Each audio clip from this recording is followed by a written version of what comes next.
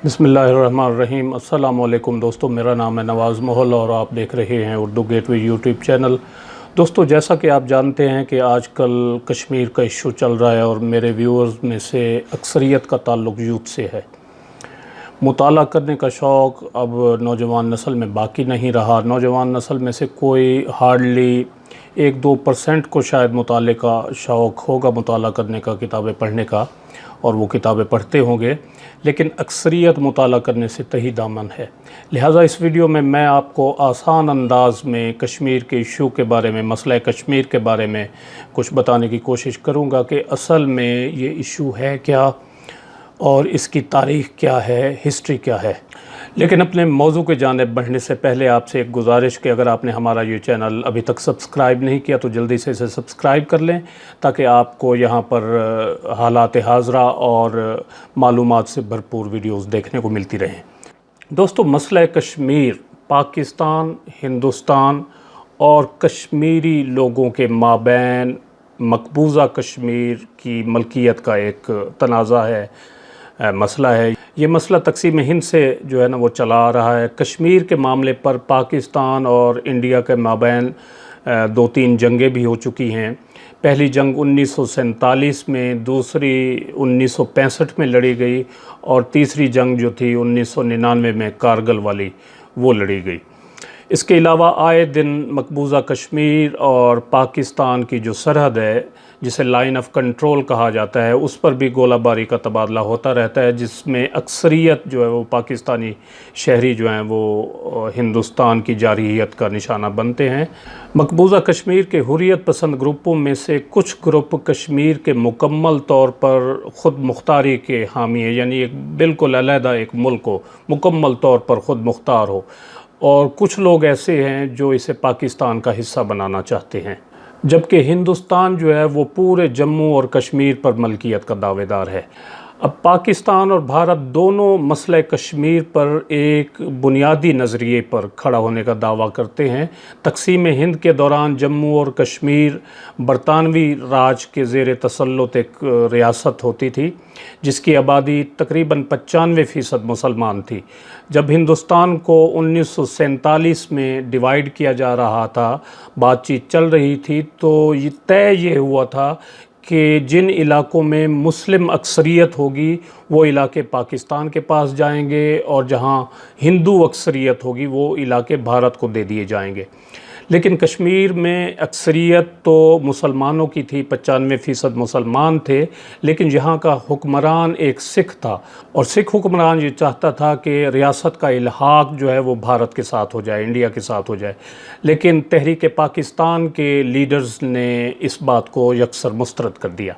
आज भी पाकिस्तान का मौक़िफ़ ये है कि चूँकि कश्मीर में मुसलमान ज़्यादा हैं, इसलिए इसको पाकिस्तान का हिस्सा बनना है, और भारत का ये दावा है कि उस पर चूँकि सिख हुक्मरान था जो भारत से इल्हाक़ करना चाहता था, इसलिए ये भारत का हिस्सा है, जो कि एक गैर मुनासिब सा उनका ये दावा है, जो लॉजिकली दुरुस्त भी नहीं है। और जो उस वक्त बातचीत चल रही थी पाकिस्तान अपना हिंदुस्तान की डिवीज़न के हवाले से, कि जो मुस्लिम अक्सरियती इलाके होंगे वो पाकिस्तान में शामिल होंगे और जो हिंदू अक्सरियती इलाके होंगे वो हिंदुस्तान में शामिल होंगे, तो लिहाजा इस असूल के मुताबिक भी कश्मीर जो है ना वो उसको पाकिस्तान का हिस्सा बनना है। बर सग़ीर की तक़सीम के वक्त तमाम रियासतों को ये अख्तियार दिया गया था कि वो इंडिया में से या पाकिस्तान में से किसी मुल्क के साथ इल्हाक़ कर सकते हैं, या फिर आज़ाद रहना चाहें तो वो आज़ाद भी रह सकते हैं। ज़्यादातर रियासतों के महाराजाओं ने अपनी आबादी की ख्वाहिशात की बिना पर इंडिया या पाकिस्तान में शमूलियत का फ़ैसला किया, मगर कश्मीर के राजा जो थे, एक सिख हुक्मरान राजा हरी सिंह ने अपनी मुस्लिम अक्सरियती रियासत के आज़ाद रहने को तरजीह दी।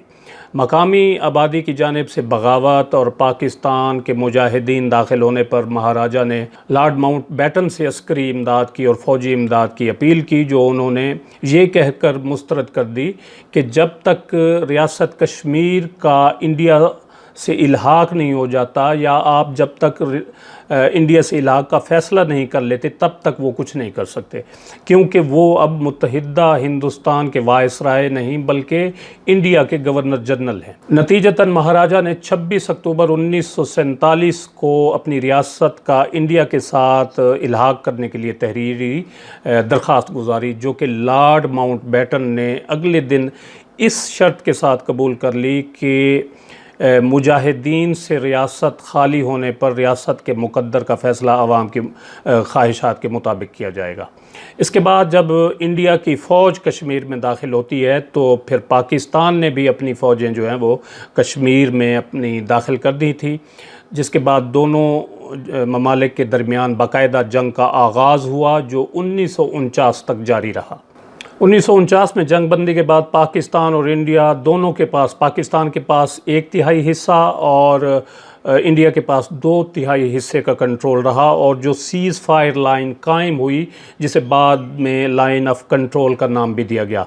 اقوام متحدہ یا UNO کی سیکیورٹی کونسل کی جانب سے 21 اپریل 1948 کو ایک قرارداد منظور ہوئی جس میں اس مسئلے کے حل کے لیے 3 نکات جو ہے وہ تجویز کیے گئے۔ نمبر 1 تھا کہ پاکستان کشمیر سے اپنے تمام شہری واپس بلوائے، انڈیا کشمیر میں صرف اتنی فوج رکھے جو کہ امن و امان کے قیام کے لیے ضروری ہو، اور انڈیا اقوام متحدہ کا نامزد رائے شماری کمشنر تعینات کرے جو ریاست میں غیر جانبدارانہ رائے شماری کرائے۔ اقوام متحدہ کے اس 5 رکنی کمیشن نے 1949 میں استصواب رائے یعنی رائٹ آف سیلف ڈٹرمینیشن کی شرط رکھ کر پاکستان اور انڈیا کے درمیان جنگ بندی کا معاہدہ طے کروا دیا۔ کمیشن میں جو ممالک شامل تھے، سفیر شامل تھے، ان میں کولمبیا، چیکوسلویکیا، برما، ارجنٹائن اور بیلجیم کے سفیر شامل تھے۔ دونوں ممالک کو اس کمیشن پر اعتراضات تھے، لہٰذا اقوام متحدہ کا ایک نیا کمیشن قائم ہوا، وہ بھی کسی فیصلہ کن نتیجے پر نہیں پہنچ سکا، لہٰذا یہ مسئلہ جوں کا توں رہا۔ 1965 میں پاکستان اور انڈیا کے درمیان، جیسا کہ آپ جانتے ہیں، کشمیر پر ایک اور جنگ لڑی گئی۔ 1999 میں دونوں ممالک کے درمیان ایک مرتبہ پھر کشمیر پر کنٹرول حاصل کرنے کے لیے کارگل کا معرکہ ہوا، اور اس کا جو اینڈ رزلٹ نکلا وہ آپ کے سامنے ہے۔ 1989 کے بعد کشمیر میں باقاعدہ طور پر تحریک آزادی کا آغاز ہوتا ہے، اور 2003 میں پاکستان اور انڈیا کے درمیان سیز فائر کا ایک معاہدہ ہوا، اور LOC جو ہے لائن آف کنٹرول، اس کو باقاعدہ طور پر ایک سرحد تسلیم کیا گیا۔ مگر 2016 میں انڈین فوج کی جانب سے تحریک آزادی کے ایک نوجوان رہنما برہان وانی کو شہید کر دیا گیا، تو پھر کشمیر میں بڑے پیمانے پر مظاہرے پھوٹ پڑے۔ برہان وانی واقعے کے بعد انڈیا کے زیر اہتمام کشمیر میں عسکریت پسندی کی اور آزادی کی ایک نئی مہم جو ہے وہ شروع ہوئی۔